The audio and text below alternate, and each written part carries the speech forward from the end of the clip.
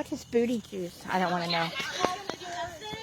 What is booty juice? I don't want to know. Booty juice is basically whenever you misbehave in the mental hospital, they give you that so you'll go to sleep. Hell yeah, and that shit, they never gave that shit to me. Well, not up your butt, more like in your ass cheek. It's called booty juice. No, they're supposed to give it to you in your thigh. That's where it's supposed to work the best.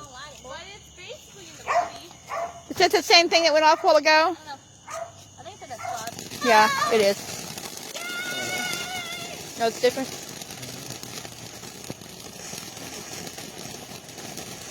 Well, that's what he put off a while ago. Except for I was way back there and couldn't see it. Oh, wait. Is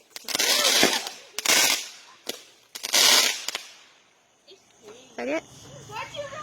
I'll guess that was it. Nick will be disappointed by the time she pulls up. It's already done. Ray, you better tell your friend if Ariana. You better tell your friend if she's coming. She needs to come on. Otherwise, she's gonna miss it. He's coming around 9:30 because he has stuff to do.